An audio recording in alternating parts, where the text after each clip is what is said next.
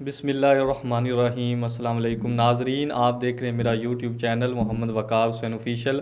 آج کے ولاگ میں ہم بات کریں گے ذوالفقار علی بھٹو کے جو آخری ایام تھے اس کے متعلق۔ سابق جیل سپرنٹینڈنٹ مجید قریشی نے ایک رپورٹ ایک ٹی وی پروگرام کے اندر ڈسکس کی، اس کے کچھ فیکٹس ہیں جو ہم اپنے ناظرین کے سامنے شیئر کریں گے۔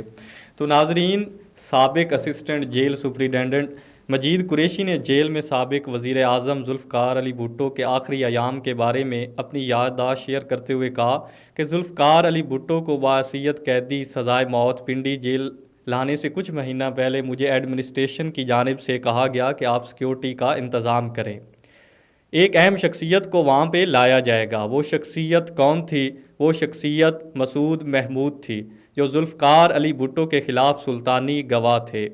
ذوالفقار علی بھٹو کو پنڈی جیل اس وقت لایا گیا جب مسعود محمود نے اپنا بیان بطور سلطانی گواہ دے دیا۔ اس کے بعد بھٹو صاحب کو مری کے گیسٹ ہاؤس سے پنڈی جیل لایا گیا، جہاں سے ان کو لاہور شفٹ کر دیا گیا۔ بعد ازاں 16 مئی 1978 کو دوبارہ پنڈی جیل منتقل کر دیا گیا۔ سابق اسسٹنٹ سپرنٹینڈنٹ راولپنڈی جیل مجید قریشی کا کہنا ہے کہ انہوں نے سابق وزیر اعظم ذوالفقار علی بھٹو سے قتل کیس کی حقیقت پوچھی تو انہوں نے بتایا میں نے کسی کو قتل نہیں کروایا، یہ جھوٹ ہے۔ انہوں نے کہا میں نے کسی کا قتل نہیں کیا۔ مجید قریشی نے کہا کہ یہ امریکہ اور روس کی ایک سازش تھی۔ ذوالفقار علی بھٹو مسلم ورلڈ کا ایک تھرڈ بلاک بنانا چاہتے تھے، امریکہ اور روس اس کے خلاف تھے۔ بھٹو صاحب کی پھانسی کی جگہ پر ایک کیمرہ بھی موجود تھا۔ بھٹو صاحب کی لاش کے کپڑے اتارے گئے تو اس وقت بھی تصویریں بنائی گئیں۔ انتظامیہ اس طرح موت کی تصدیق کرنا چاہتی تھی۔ مجید قریشی کا کہنا ہے کہ بھٹو کو آخری ملاقات میں بے نظیر بھٹو کو جنگلے کے باہر سے ملنے دیا گیا۔ بے نظیر کی آنکھوں میں آنسو تھے۔ ذوالفقار علی بھٹو کبھی اپنی بیٹی کا ماتھا چومتے اور کبھی بوسہ دیتے۔ بے نظیر بھٹو بہت رو رہی تھی۔ ایک تکلیف دہ ملاقات دیر تک جاری رہی۔ ذوالفقار علی بھٹو کو جس گاڑی میں لایا گیا تھا وہ پولیس کی گاڑی تھی۔ اس کے پچھلے حصے میں ان کو بٹھایا گیا، جہاں سے ان کو میں لے کر جیل سپرنٹینڈنٹ یار محمد کے کمرے میں لے گیا، جہاں پر ان کو چائے پیش کی گئی۔ اس موقع پر جیل سپرنٹینڈنٹ یار محمد نے ان سے سوال کیا کہ بھٹو صاحب جو آپ پر قتل کیس بنایا گیا ہے اس کی حقیقت کیا ہے؟ جس پر بھٹو صاحب کا کہنا تھا کہ میں نے کوئی قتل نہیں کروایا، یہ سب جھوٹ ہے، یہ امریکہ اور روس کی ایک سازش ہے۔ تو مسلم دنیا کا ایک تھرڈ بلاک بنانا چاہتا تھا، یہ اس کے مخالف تھے، یہ سازش ان کی جانب سے رچی گئی تھی، کسی قسم کے قتل میں ملوث نہیں ہوں۔ بھٹو صاحب کا کہنا تھا کہ یہ جو قتل کی دفعہ ہوتی ہے 302 یہ بہت سخت ہوتی ہے۔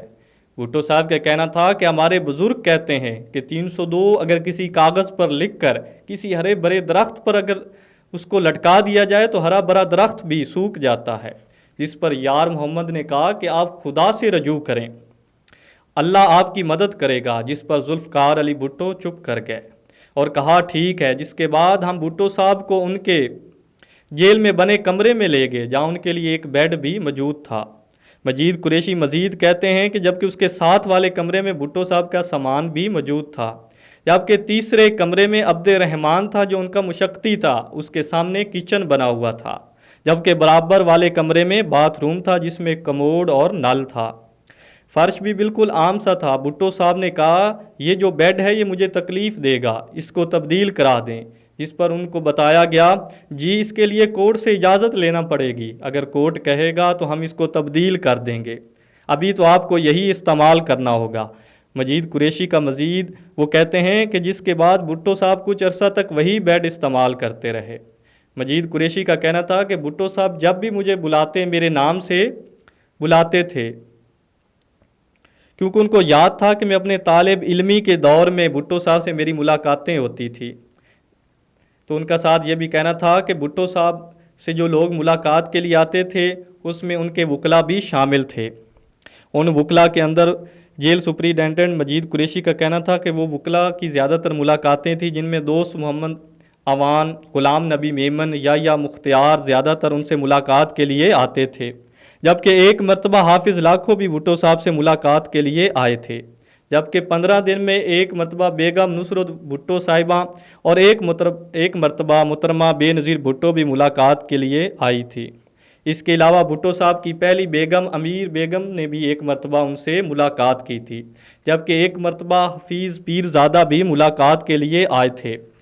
اس سوال کی اطلاع ہے کہ بھٹو صاحب نے ایک اور خفیہ شادی کر رکھی تھی۔ مجید قریشی سے جب سوال کیا گیا تو کہ کیا بھٹو صاحب کی ایک خفیہ بھی شادی تھی، ان سے کبھی ملاقات کے لیے کوئی خاتون آئی تھی، جس پر مجید قریشی کا کہنا تھا کہ نہیں، ایسی کوئی خاتون ان سے کبھی بھی ملاقات کے لیے جیل نہیں آئی، نہ ہی کبھی بھٹو صاحب کی بہنیں ان سے ملنے جیل میں آئی۔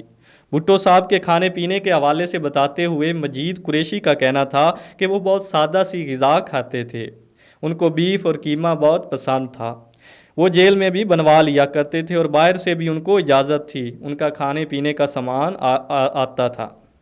ان کا جو کوک تھا بشیرہ، اکثر وہ بھی ان کے لیے کھانا بنا کر لاتا تھا، جس کو باقاعدہ چیک کر کے ان کو دیا جاتا تھا۔ تاہم حقیقت یہ ہے کہ بھٹو صاحب کھانا بہت کم کھایا کرتے تھے۔ اس سوال پر کہ بھٹو صاحب دوران اسیری کون کون سی کتابیں پڑھتے تھے، اس پر مجید قریشی کا کہنا تھا کہ بھٹو صاحب زیادہ تر سیاسی کتابوں کا مطالعہ کرتے تھے، جبکہ ان کے پاس ٹائمز رسالہ اور دیگر بھی رسالے آیا کرتے تھے۔ انہوں نے ایک قصہ سناتے ہوئے کہا کہ ایک مرتبہ میگزین میں ان کی ضیاء الحق کے ساتھ ایک تصویر شائع ہوئی۔ بھٹو صاحب نے مجھے وہ میگزین چائے اور 2 بسکٹ کے ساتھ مجھے بھجوایا اور کہا اس میں ایک مضمون چھپا ہے، اس کو پڑھو۔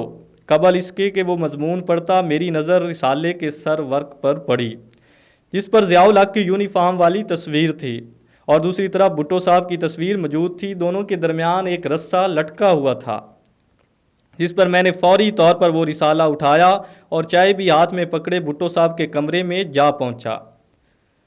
دیکھا کہ وہ کمرے میں بیٹھے کچھ لکھنے میں مصروف تھے۔ مجھے دیکھ کر کہا کہ تم نے وہ مضمون پڑھا ہے؟ اس پر میں نے کہا کہ میری سر ورق پر ایک نظر گزری ہے۔ اس پر انہوں نے کہا کہ مطلب ہے تمہارا؟ میں نے کہا سر، رسہ ایک بندھا ہوا تھا آپ کی تصویر کے درمیان، جس پر وہ اپسیٹ ہوئے، جس پر وہ رسالہ ان کو دے کر میں باہر آ گیا۔ مجید قریشی نے کہا کہ سپریم کورٹ میں بھٹو صاحب اپنے دفاع میں کچھ بولنا چاہتے تھے۔ بھٹو صاحب نے کہا کہ مجھ پر جو الزام ہے کہ میں نے ایف ایس ایف کے ان 4 ملزمان کے ساتھ مل کر احمد رضا قصوری کو مارنے کی سازش کی ہے، جو آج سلطانی گواہ ہے۔ احمد رضا قصوری بچ کے، جبکہ ان کے والد احمد رضا خان ہلاک ہو گئے۔